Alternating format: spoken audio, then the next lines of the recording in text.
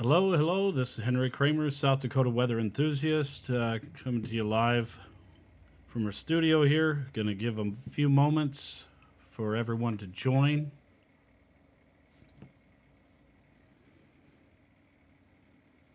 Coming to you live.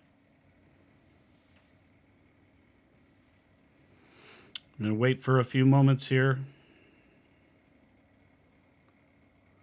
See if we have anyone join here. Hi, Deb. Thanks for joining.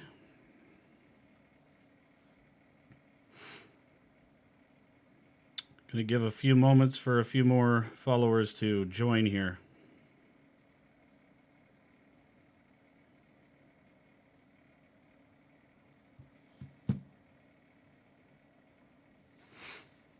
All right, this is Henry Kramer, 605 Chaser. We're going to go ahead and get started. What you're looking at behind me here is the setup that is going to be wreaking havoc in our region for potentially Tuesday and Wednesday. It might even arrive earlier. We're going to start with some rain in our area, and then we could potentially transition over to snow in our region. We'll take a look at a couple of the weather models that recently updated. There is a lot of low, it's very least amount of confidence as possible, but I did want to make you aware that the potential is there. It's not to alarm you, but more to just keep you weather aware as the scroll goes across here and lets you know that. Hi, Grant. Thanks for joining. So what I'm going to show you here right now is we have this cold front right here. And then, of course, we have the low pressure and then the trough that actually is just above right there. It's a shortwave trough right actually going that direction. All right. And then we have, of course, the warm front that is right there. I didn't get this all set up as best as I wanted to. And that's fueling our moisture, and then the cold front, depending on how much and where this all sets up, depends on how much we're going to really end up with snow. I'm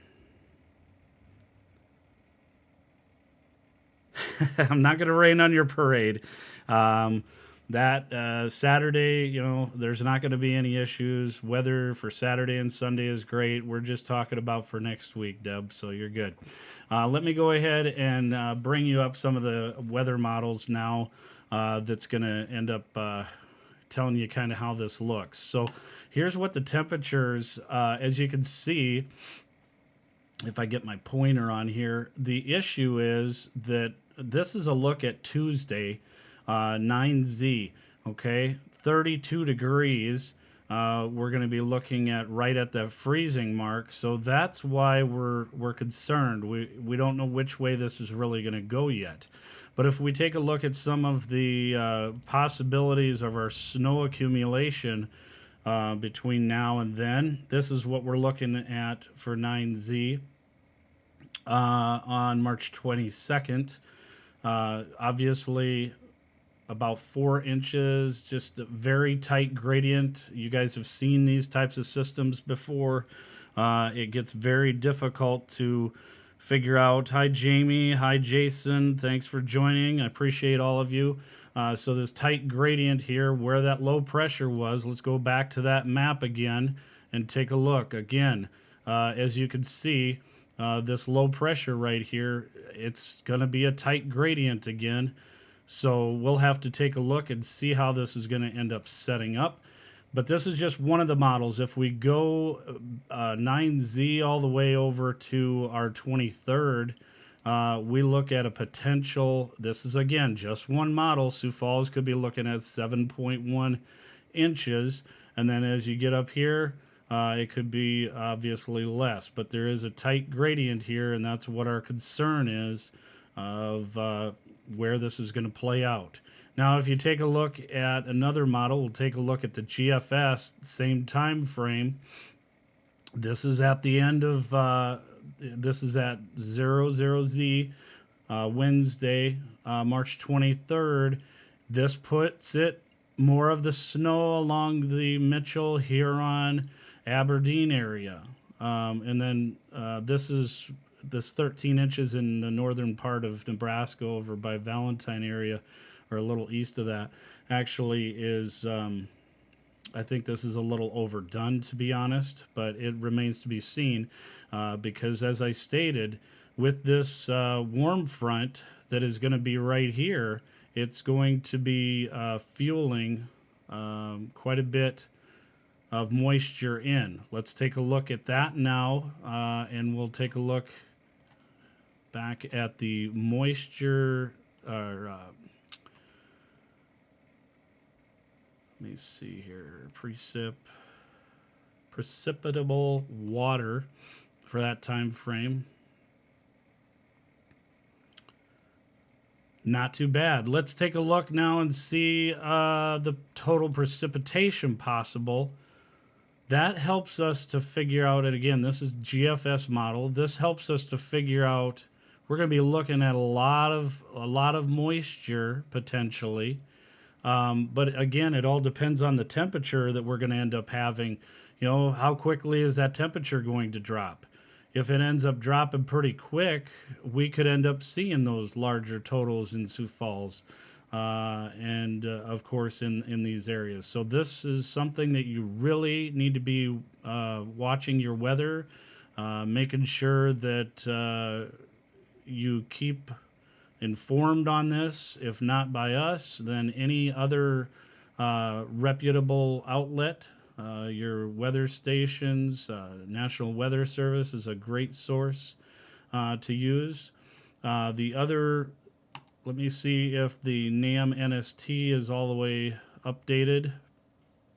Actually, let me look at the models here. GEFS ensemble with the winter ensemble snow accumulation. This kind of helps you figure out the impact we see. So if we go to the 23rd, go to the 20, there's the 23rd. Okay. You can see that there, just even with the view that you have there, there's quite a few things, different ensembles that are actually not showing the same thing. And so this is why it's very difficult to know for sure where everything is going to play out. So again, all I can tell you is just definitely be alert, because this system, anytime we have these late winter events, a lot can change. All depends on the temperature, how quickly it drops. Could we see ice? Yeah, we could see ice. How much ice? We don't know. How much rain? We don't know. That is really low at this point, but I just wanted to come in and let you guys know that there is some potential for, great potential for this late winter event. If we take a look at the European model, now this has not been updated since 6Z, and that is only putting it out with most of the snow over in this region.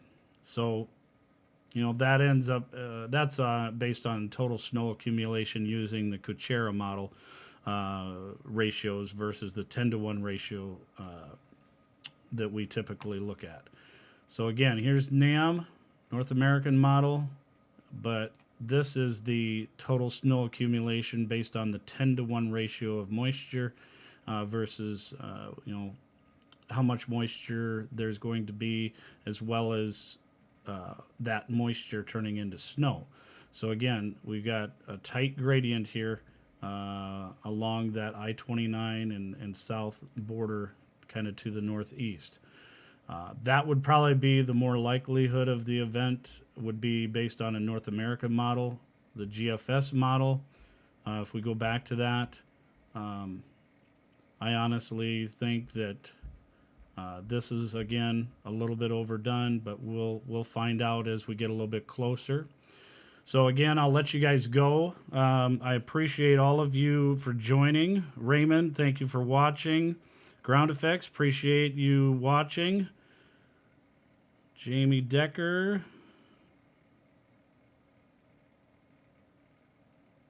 Yeah, Yeah, you figured we'd get bombed, Jason. Yep, it's only a matter of time. So I'm going to let you all go. Again, I am also on YouTube right now, simulcasting on YouTube as well as our 605 Chaser Facebook page. Also, I want to put this out there. If any of you are interested in learning a little bit more about what we do, or I should say what I do, because I'm the lone wolf on this, please hit me up on either Instagram at 605 Chaser or hit me up on Facebook Messenger, same 605 Chaser. What I'd like to do is see how many people are interested in weather as much as me, and it could be an opportunity, for you to learn a little bit about this weather and maybe help in our business aspect of it. We do this all free. We don't make any money off of this at this time, so obviously we wouldn't be paying people. It would be just a volunteer basis. But I did want to let you guys know, so that way, if there is anybody that's interested in learning a little bit more about that. God bless y'all. Stay safe. We'll do another update here on Monday morning as we get a little bit closer to the weather event. This is Henry Kramer, 605 Chaser. I hope you have a blessed day.